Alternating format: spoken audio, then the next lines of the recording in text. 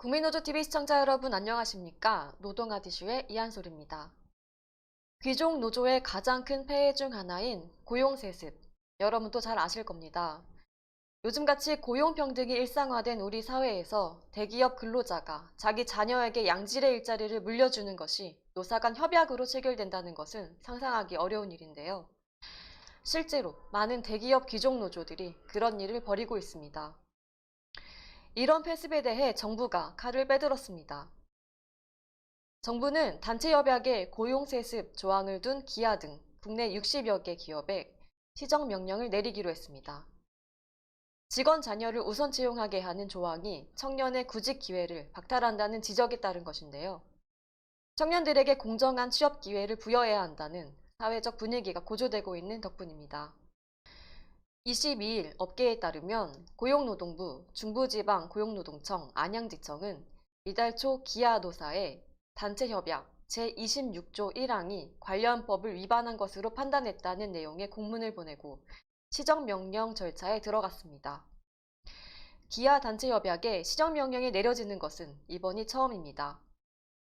문제의 조항은 재직 중 질병으로 사망한 조합원의 직계가족 1인, 정년퇴직자 및 25년 이상의 장기 근속자, 자녀에 대해 우선 채용한다는 내용을 담고 있습니다.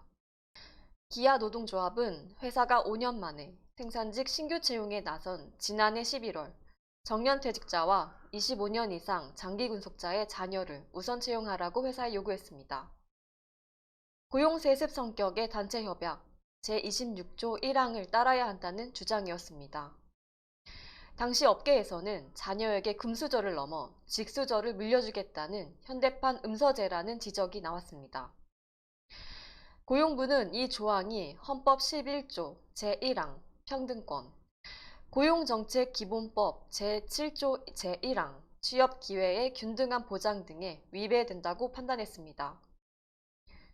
정부 관계자는 지난 정부에서 서울교통공사 등이 임직원 친인척을 정규직으로 전환한 고용세습이 드러나 많은 청년을 좌절하게 했다며 청년들이 노동시장 진입 단계부터 불합리하게 차별받지 않도록 시정명령을 내리게 됐다고 설명했습니다. 공정한 채용 기회 보장은 윤석열 대통령의 국정과제이기도 합니다. 안양지청은 경기지방노동위원회 의결을 거친 뒤 정식으로 시정명령을 내릴 계획입니다. 기아 노동조합은 시정명령과 관련해 노조 죽이기라며 강하게 반발했습니다. 노조 관계자는 정부에 맞서 단체협약 사수투쟁에 총력을 다할 것이라고 했습니다. 정부는 기아 노사가 해당 조항을 수정하지 않으면 사법조치에 나설 계획입니다. 고용세습 조항이 있는 기업은 63곳에 달합니다. 이주환 국민의힘 의원에 따르면 현대제철, 포항 1공장 및 당진공장, 효성 창원공장, STX 엔진 1사업장, 현대위아 등 우선 특별채용 단체협약을 맺고 있습니다. 논란의 중심에 있는 기아는 많은 취업준비생이 선망하는 대기업입니다. 지난해 기준으로 직원 평균 연봉이 1억 100만 원에 이릅니다. 25년을 근무하면 퇴직한 뒤에도 75세까지 3년마다 차량을 25% 싸게 살 수 있는 등 복지 혜택도 굉장히 큽니다. 부모가 기아에 다녔다는 이유로 시내 직장에 입사 기회를 우선 제공받는 것은 불공정하다는 지적이 쏟아지는 배경입니다. 현대자동차가 2019년 단체협약에서 고용, 세습 조항을 삭제한 것도 사회적 비난 여론을 감안한 조치였습니다. 시정명령 대상인 일부 기업은 직원 자녀에 대해 가점 제도까지 두고 있습니다. 세아창원 특수강은 정년퇴직자 등의 자녀를 채용할 때 100점 만점에 10점을 가산합니다. 현대위아도 단체협약에서 정년퇴직자 자녀 등의 채용과 관련 가점을 부여할 수 있도록 했습니다. 헌법 11조 제1항인 평등권 등을 위반한 것으로 모두 이번 시정명령 대상입니다. 정부의 시정명령에 기아노조는 거세게 반발하고 있습니다. 노조 관계자는 노조 죽이기에 앞장서는 정부에 맞서 단체협약 사수투쟁에 총력을 다할 것이라며 강력히 대처할 것이라고 합니다.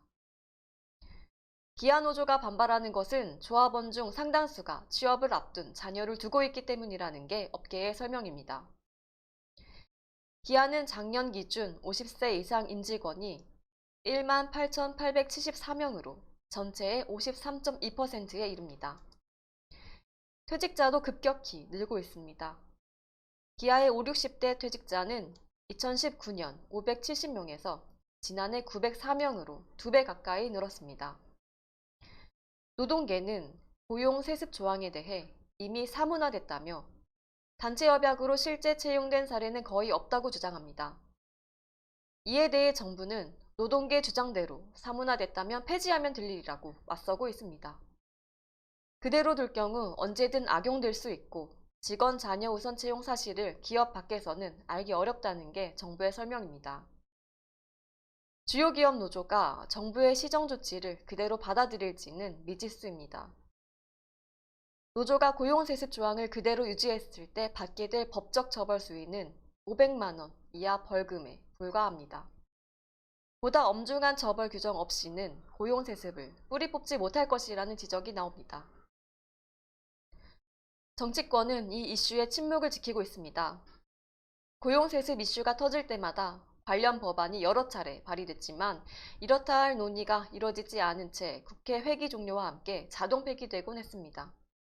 정우택 국민의힘 의원이 지난 5월 공공기관 고용세습을 막겠다며 발의한 공공기관 운영에 관한 법률 일부 개정안도 별다른 논의 없이 국회에 계류 중입니다. 업계의 관계자는 법 개정을 통해 처벌 수위를 높여야 한다고 말합니다. 현재 윤석열 정부의 발의 법안 77건 중 처리건은 0건입니다. 야당의 이유 없는 발목 잡기로 난항을 겪고 있습니다. 저희 국민노조는 기업과 근로자 모두 상생할 수 있는 건강한 근로환경을 위한 노동개혁이 하루빨리 이루어지길 바랍니다. 지금까지 노동아디슈의 이한솔이었습니다. 감사합니다.